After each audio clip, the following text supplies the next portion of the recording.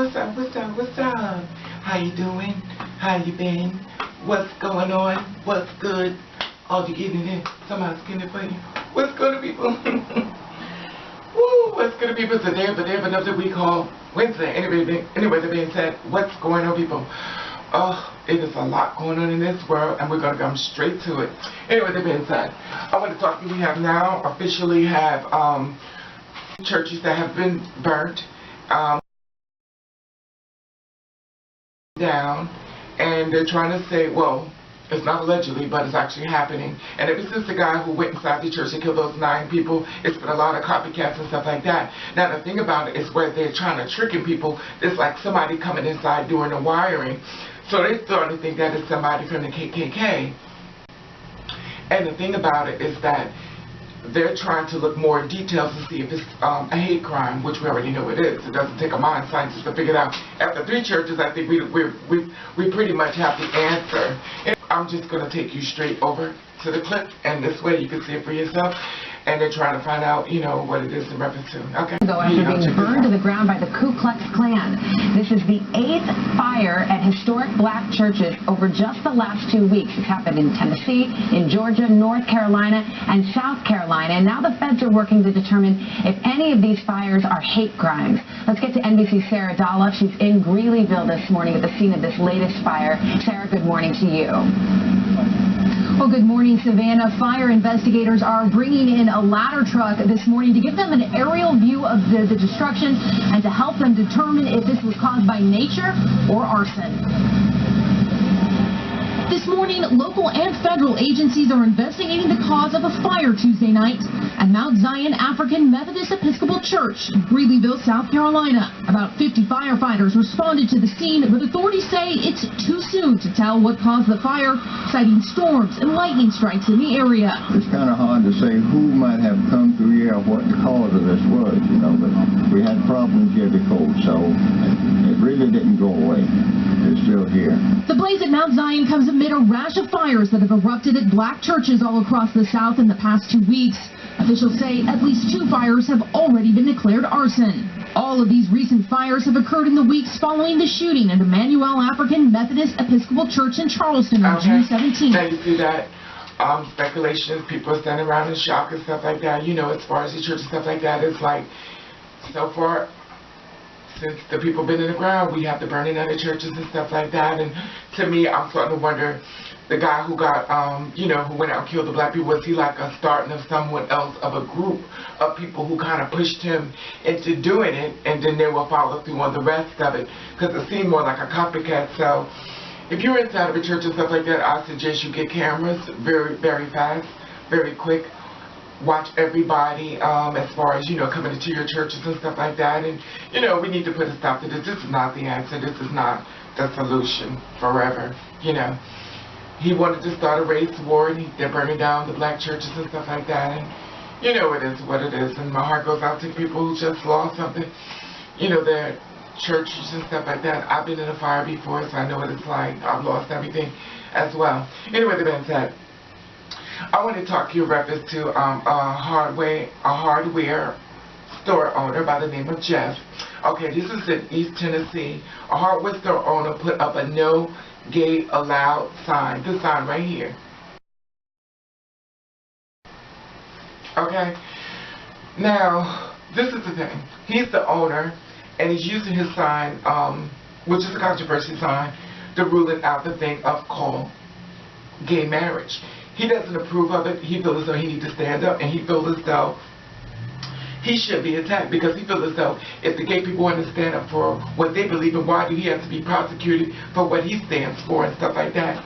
And I found out that Jeff is also a minister, a Baptist minister at a church. Now, this is the thing, which I'm not trying to do a back and forth with the churches and stuff. But see, this is the thing I'm talking about. And I'm not saying that this is the reason why the churches are burning, because I haven't started the white churches yet. Now, once the white churches get, that's going to make me go, it must be more than, But now it's just the black churches, so it's, I don't know where it's coming from, why is it happening, but I'm sure what is done in the dark will come to the light. And he's upset because he doesn't feel as he needs to be prosecuted for what he believes in. He doesn't believe in same-sex marriage and stuff like that. And he has a problem with it, and he does not want, you know, the gay people shopping inside of his stores and stuff like that. So I guess he's going to be able to tell whether they're gay or not. You know, he's going to, you know, look, I guess, look and see if they have some type of gay tendency. It's not funny, but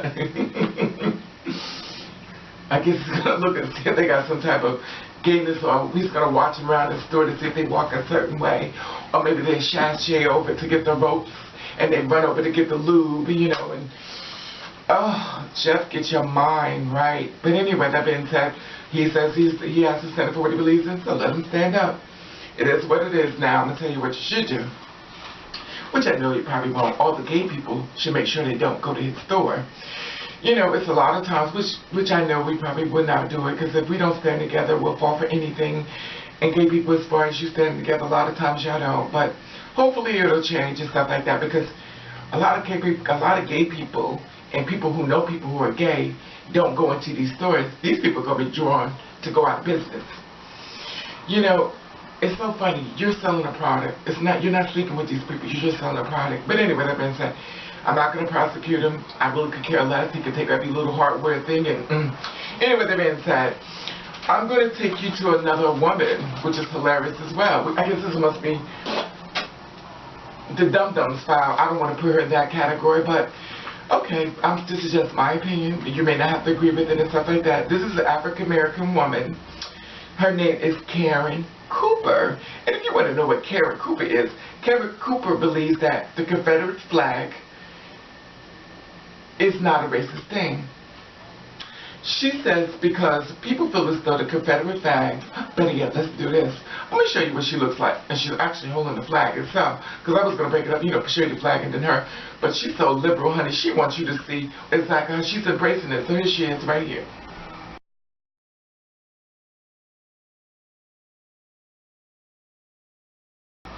Okay, you see that? Now she's standing up there with the flag and stuff like that.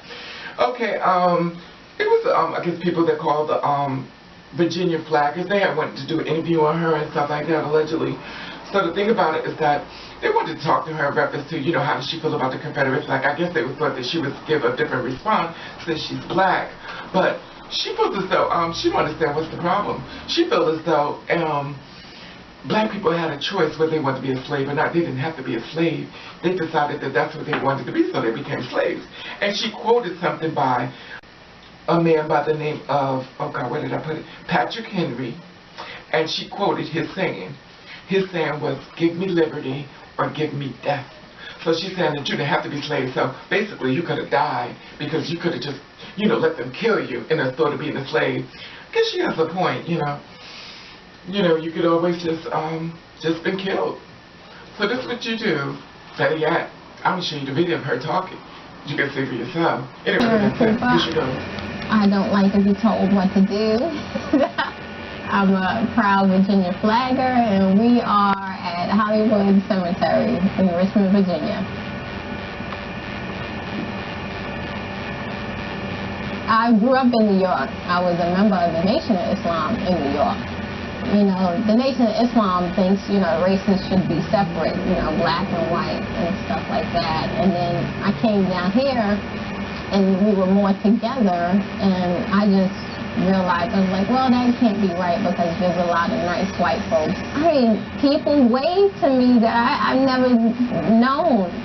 The North, they claim that they like black people and they care about black people, but it is so segregated, it's not funny. I felt more welcomed in the South. I believe in a very limited, very small government. I joined the Tea Party because I actually wanted to tell people that the federal government shouldn't be doing all this stuff that they're doing. You know, you are not to control every aspect of our lives. And so on Facebook, I started meeting, you know, my friends who was in the Tea Party. They were mostly, you know, they had Confederate ancestors. Then I met this lady, Susan Hathaway, and she started flagging. And I said, well, I should go out there and flag with her because, one, I support, you know, Confederate history, and two, it's a great way to show my freedom of speech. It's my right to be able to be out there in public with a battle flag, you know, so that's why I did it. I know what people think about when they see the battle flag. You know, all they think is KKK and we hate black people, you know, or we want to bring slavery back. So I knew it was going to be something for people to see a black woman with the battle flag. Actually, most people don't even stop to talk to me because I think they in such shock to see me out there with the battle flag. I don't even think, they don't have the nerve to even ask why I'm out there. You know, I'm not advocating slavery or think that, you know, it was right. It wasn't, and none of my friends think it was. It was just something that happened, and it just didn't happen in the South. It happened worldwide. I've said this before, and people don't think it's horrible, but I believe slavery is a choice. And I say that because of what Patrick Henry said, give me liberty or give me death. To me, you know, if we ever went back to that kind of slavery, no, I couldn't do it. Give me death. I feel I'm a slave now because the federal government does control me. I can't smoke what I want to smoke. I can't drink what I want to drink. If I want to put something into my body, it's my body, not theirs. So what gives them the right to tell me what I should do? That's tyranny. But yet and still, it's only the Southerners, and it's only the battle flag that has all the weight and the guilt on it, and it's not right. It's not right. I actually think that it represents freedom. It represents the people who stood up to tyranny. And by me being out there, I hope that you would see this is not racist. I mean, how can it be racist if I'm out there with them? I'm talking with them. I'm hugging them, you know. I'm conversing them. These are my best friends that I'm out here with. What I hope to change or to accomplish is just to, I don't know, wake a few people's minds up and stop believing that that flag is about race. I want them to stop thinking that, you know, but, you know, that's up to them. In the end, I'm just doing it for me. It makes me feel good. You know? That's why I put myself out there. Okay, now you say shit. Okay, Miss Karen, this is what I'm going to tell you can do. I understand, you know, you feel it's a good culture. This is what you do. The next time, since you like have no problem with all this because it's just a flag and, you know, you feel like you want to do what you want to do, go to the KK meeting. Take some juices, you know, take some juices, some canned goods, some fruits, you know, some hors d'oeuvres, you know, potato chips, popcorn, and you just bring it all up inside and you put it all on the table and say, what are we talking about tonight? Just go up inside the meeting and let them know, I'm with y'all, I'm with y'all. I'm going to tell you what they're going to do. They're going to look at you, and then they're going to among themselves, and then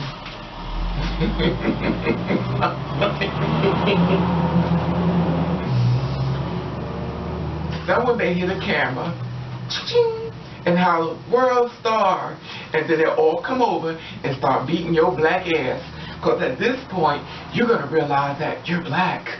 Oh my God, the wake-up party is going to wake up in your head. And you call up, make sure you get in contact with Patrick Henry, which you already know he's dead. But we know, make sure you get in contact with him, let him know when you all bruise the fuck up and back and bruising it and beat the fucking shit out, if you're lucky.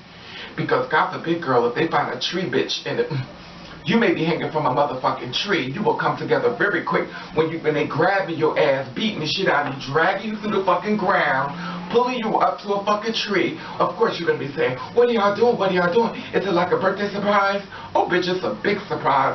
Girl, the outcome is going to be fierce. And when you find out when all your forefathers that have been murdered and raped and beaten and killed, open up your arms and open side and say, girl, what were you thinking?